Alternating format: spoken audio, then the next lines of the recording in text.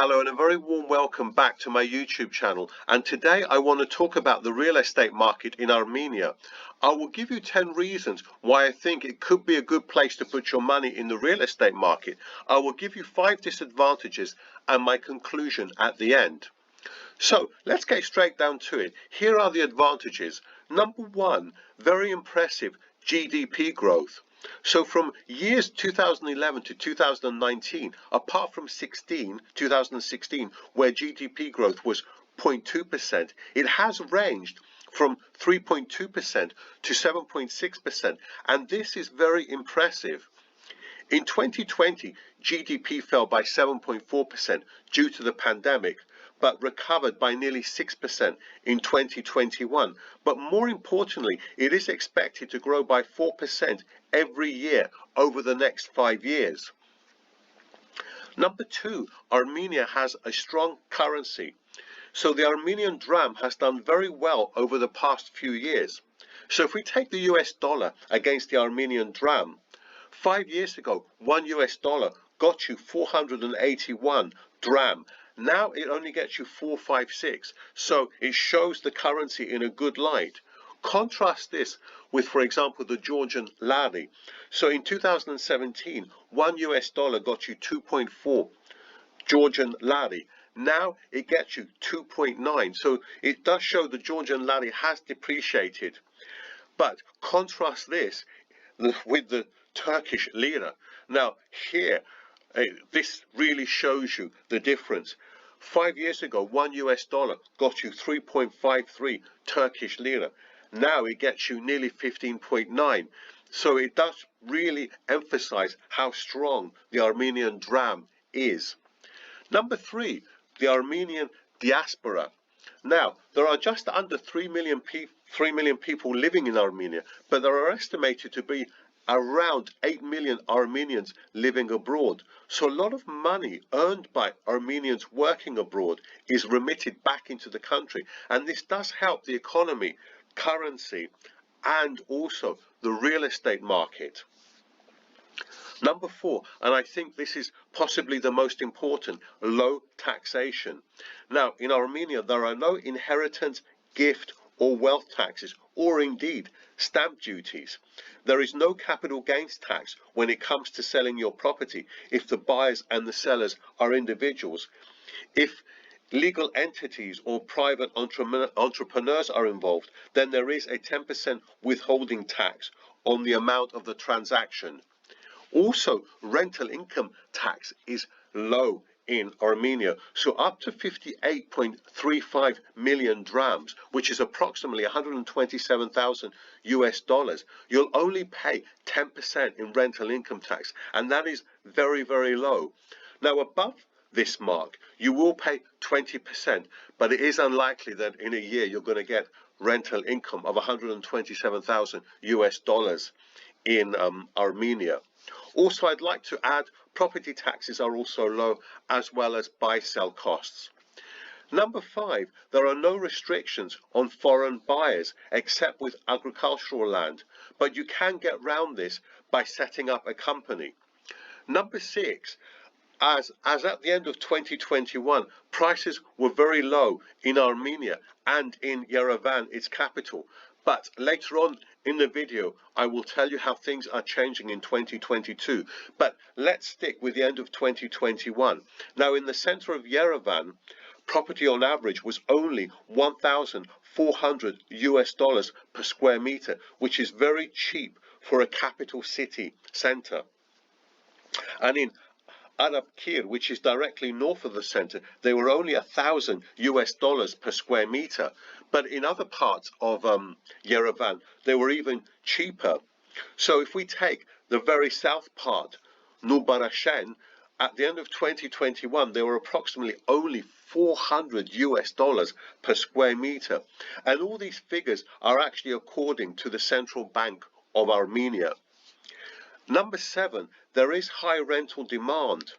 So demand for renting property has been high for both long-term and short-term stays. Tourism in Armenia from 2010 to 2019 actually more than doubled.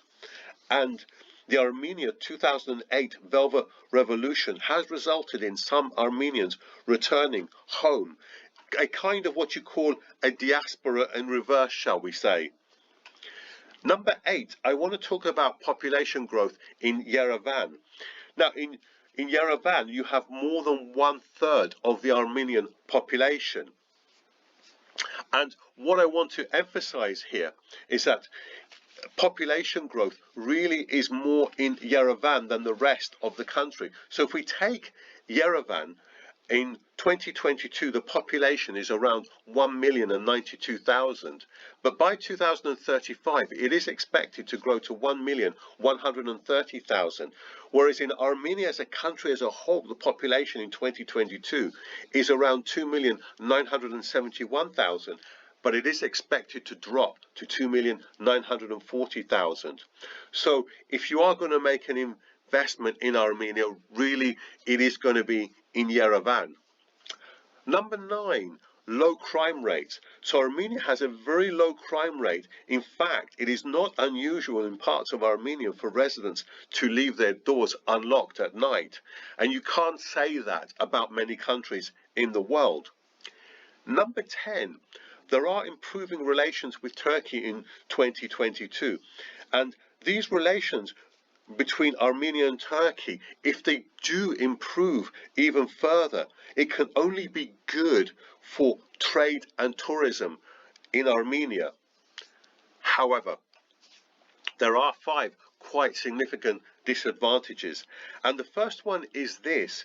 Now, I did give you prices at the end of 2021, but 2022 has seen an influx of people from both Russia and the Ukraine, obviously due to the conflict in the Ukraine, and hence prices are rising very quickly at the start of 2022. And I am seeing properties going on the internet for well over $2,000 per square meter in the center. So things are changing very, very quickly. And so if you are going to buy in 2022 and beyond, you're not buying at the bottom anymore. That said, rents are also going up as well. Number 2, low salaries. So the average salaries are very low in Armenia, and in Yerevan they are actually under $500 per month net.